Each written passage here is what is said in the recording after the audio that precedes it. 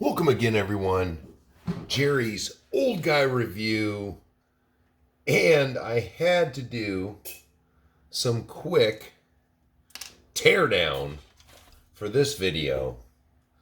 So, I've alluded to this in the other video about needing to get this done. Okay, here we go. So, this is, for those of you that don't know, this is the Axial SCX10.3 Gladiator. And what I did here was I just basically had to, get this screw back in. Then get this little, you know what, I'm just going to cut that off. This truck had a checkered past before it even came out. This was the newest Horizon Hobbies entry into the crawler's world when it came out 3 years ago. Now, can't say, it was full of innovation. Was it up to the typical what I had come to love about Axial? No. It was full of the similar innovations of the time. 2-speed transmission. One of the earliest to come with dig, but the dig had issues. The dig still has issues to the point mine's disconnected. Was never actually used for dig. And, I really didn't see. On a short wheelbase truck, maybe that's an awesome thing. But all I heard from people when this came out was the dig was smoking. The dig was smoking. It came with a 5-channel, this Spectra Firma Smart EC and receiver. It has 5 channels on it, but it only came with a 3-channel radio. So you could only use one of the functions, which the dig was already ready to go. Or you could pull it apart, and on the side of it, you could make a 2-speed. Now, to me, a 2-speed would have been the better option to make ready to go. But the truck was pretty peppy. So what I did was basically, when I bought this truck, I decided I was going to, for the first time ever, make a completely upgraded truck. So the biggest problem that this came out with was the truck was big. It only came with a 35-turn motor, which a lot of people said it was too much truck for the motor. And the motors were getting hot and, burning up, whatnots. And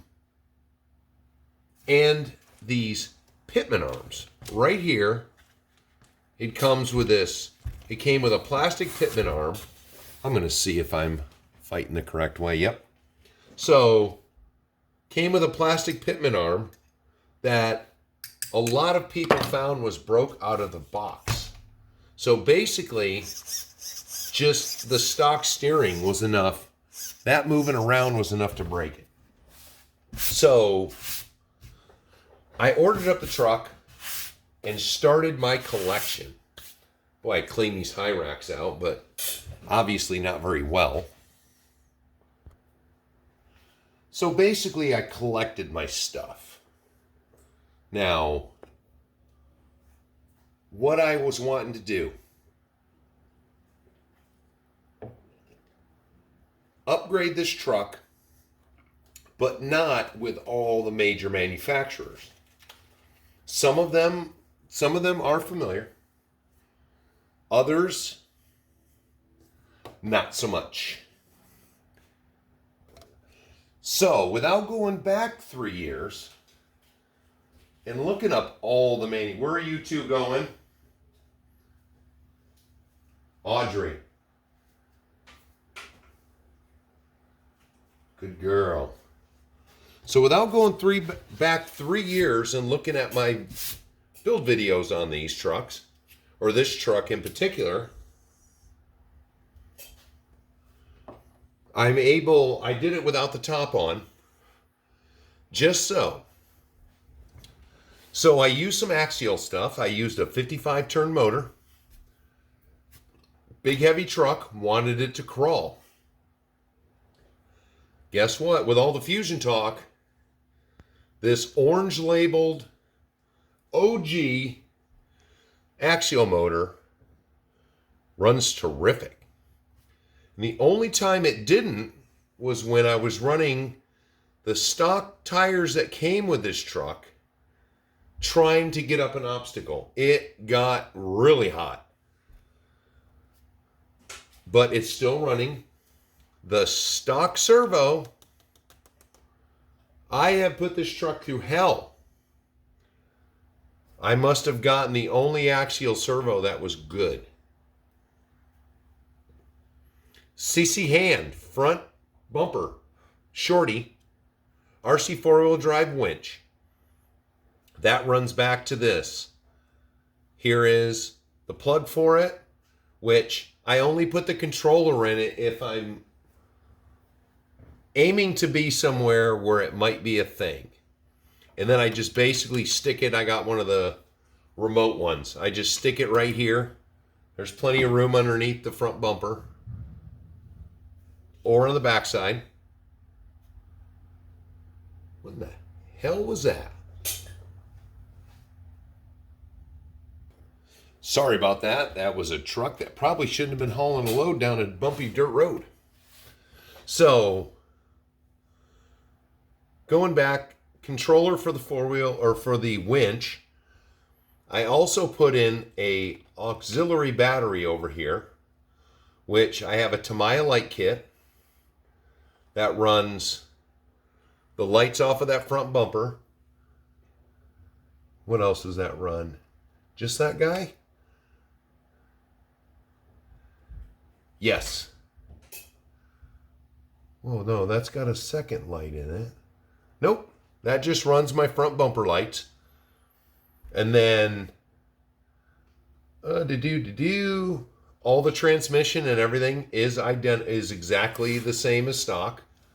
So it came with the headlights and taillights. We'll get to the truck body in a minute, but those plugs are still here. But because you got 5 channels on here, I ran another auxiliary lighting, a Y harness off that I built that runs back here, because the rear bumper is also CC hand. Flip her around. It's a CC hand rear bumper, but I had to get it.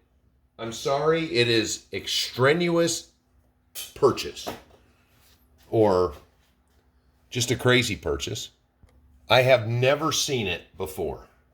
So it's got the 2 red taillights down low, no big thing. But it has license plate lights. The way they go in there, they point forward, and they're LEDs, so you don't get a lot of side light. So they don't really illuminate the bumper, but the bumper's got the faux trailer hitch. It's got a receiver. That's all metal. The whole inside of both of these CC hand bumpers are metal with a hard plastic outer coating. Now, front and rear differentials.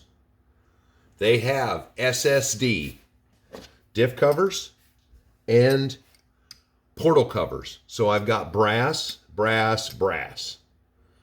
Protecting that brass on the diff cover, I have a Club 5 Racing diff cover.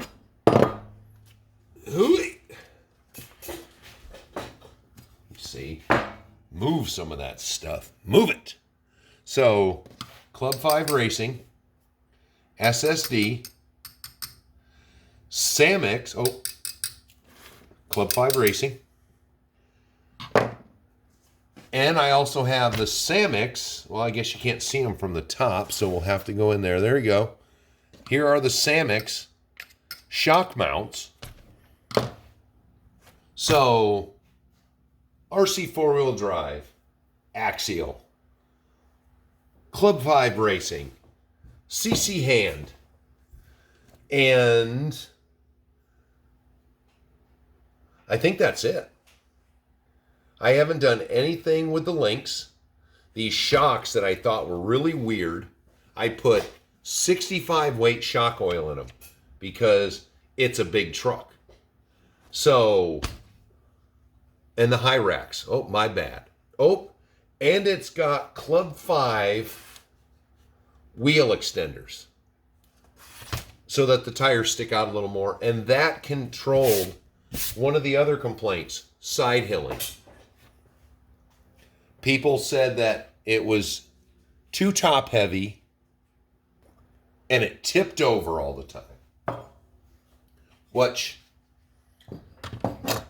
bad on my part was, I got so giddy about the build, I didn't test any of these things out ahead of time. But you just think about where I feel that the SCX10.3 might be a good builder's kit. This vehicle running the stock radio, or running the stock servo. Now, I did buy the 5-channel radio just by itself so I could trim the dig. That's what everybody said.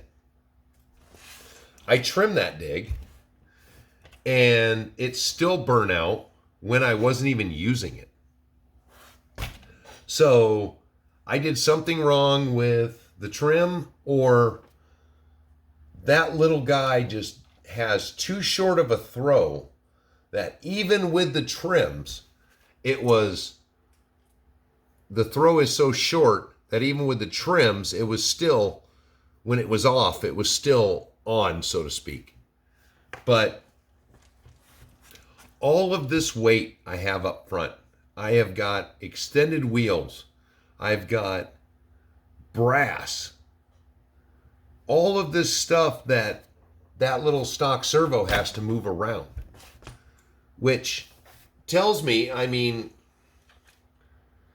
you know, I don't know, I'm not the servo expert that some people seem to act like they are, but I haven't been in a situation where I couldn't just back up real quick or go forward a little bit more and free up that vehicle.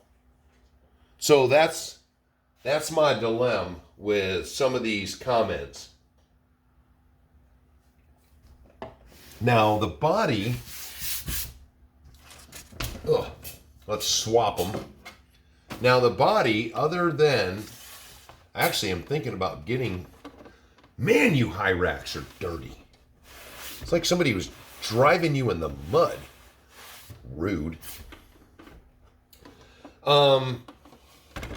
Other than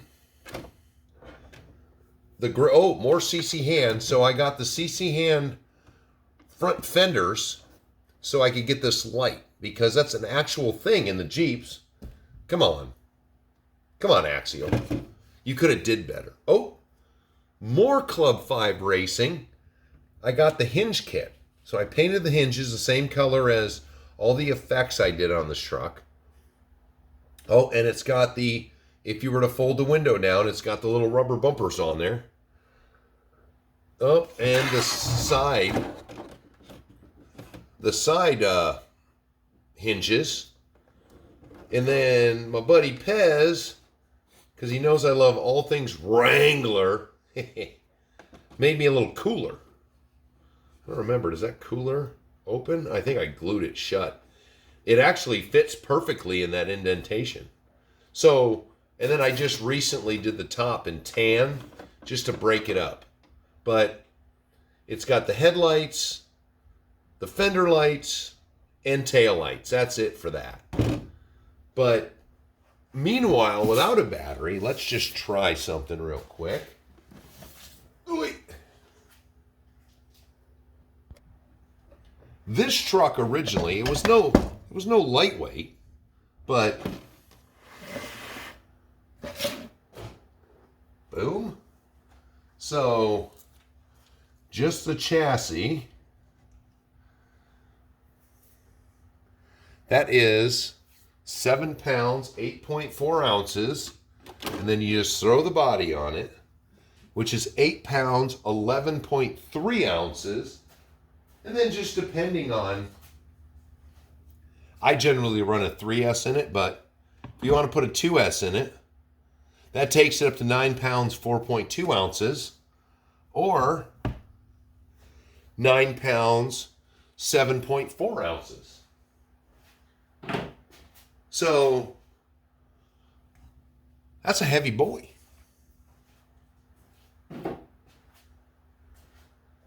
But here is where, this is where I believe all the success lies in this truck. Let's turn this off. It's a long wheelbase. And with these bumpers that are shorter than the stock ones, that is the success. Let's see something here. I'm not a mathematician, but let me see. I don't know what the 1.13 wheelbase is normally. This is, come here, you go. This is almost 14 inches. Actually, it's more than 14 inches. It's 14 and a fourth. And that makes, in my opinion, makes all the difference. This truck is more forgiving if you pick a bad line. If you pick a good line, it's going to dominate. Let's see something real quick. Ooh, let's take one that has a longer wheelbase anyways. The good old FMS Atlas. Yep. Still about a half an inch shorter.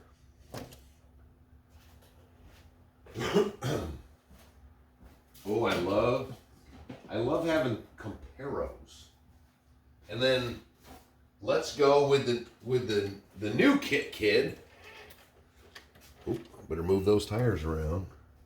Oh man. That is one big difference.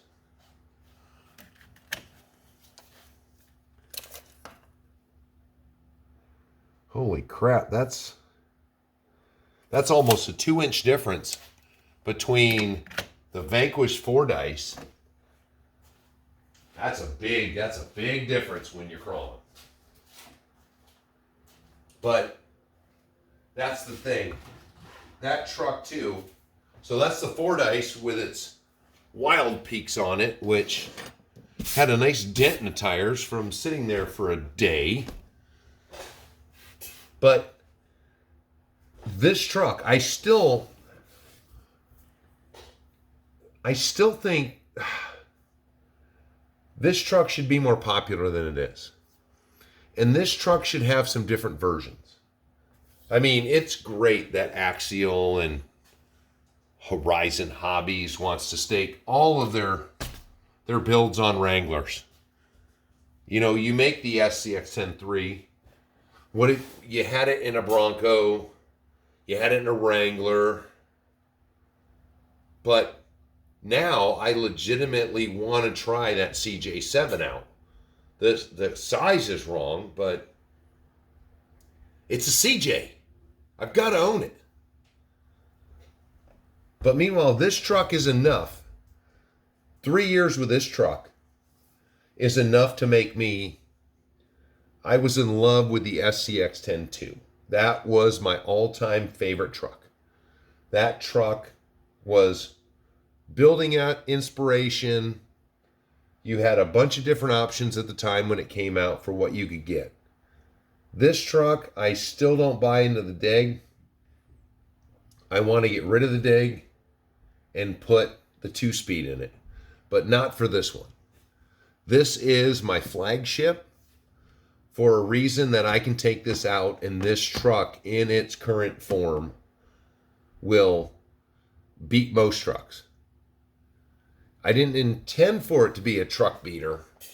I wanted it to just be a good performer, but this is the truck that sets, which is, it's kind of a cheat because of the long wheelbase. It's kind of a cheat, but just the fact that the other day when I was running it up against, I still hate this body. I hate putting it on. It doesn't want to go on right. And you got to mess with the front, got to mess with these. This truck, the other day, running it with the Gen 8. This truck did something that I've never had with a truck before, and it cracked me up because I legitimately thought this nice paint job I did was fitting to get ruined.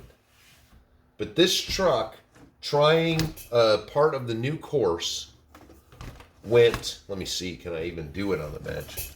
It went and fell back, climbing the obstacle. It fell back and ended up sitting that rear bumper. Yeah, I won't do it. Won't do it on the bench, but these tires, I was trying to pop it up and they just came up enough where I could have stuck my hand in there. The rear end caught in the rocks just right. And that was, to me, the biggest kick in the ass, that this truck's limits, the only way to stop it was to take its wheels out of play. And the fact that it went in, let me look, I don't even see any marks on the back. Must have been the tail. Well, the tail lights don't even look like they've... Oh, I forgot Club 5 Racing also. Metal Gladiator stickers. So if you guys got one of these, go to Club 5 Racing. You've got these metal Gladiator stickers. So I've got them here. They're on the side. JT. I guess that's the version of this truck. And then the Jeep Gladiator actual metal decals instead of the sticker. But after 3 years, you know, I can't justify the money that was spent for all of the hop-up parts, but I think I could have just gotten away with just doing the metal Samick parts, and that would have taken care of the pitman arm issue. But everything else was, you know, pure kind of crazy, thought I needed it. And after 3 years, this truck's still going strong, still rolling the stock electronics, still making a mess of my workbench. I couldn't recommend the Gladiator more because I've heard that they fixed the pitman arm issue. So disconnect the friggin' dig. You get the owner's book, you get the pieces and bits to do the 2-wheel drive or the 2-high. God, the 2-speed transmission, dude. I would go with that over anything else. But this truck with even just with minor mods is going to be an excellent performer. Now the tires, I will tell you, if you go back and you can check out my Versus Challenge with the truck, that was the first time before this was completely finished that this was going to compete. and it got beat. Stock tires was its letdown. And there was nothing to do with foam or anything else. That would have involved cutting tread to make them better. High racks, these are almost 3-year-old high racks. Still going strong. Love this truck. Thanks for watching. Like and subscribe. Comment below. Let me know your SCX10.3 horror stories. And if you don't, you can just agree with me. And that'll be great. Because until I find something or build something that beats this truck, this is the flagship. This is the standard to be beat at Jerry's Old Guy Review. And I will talk to you later.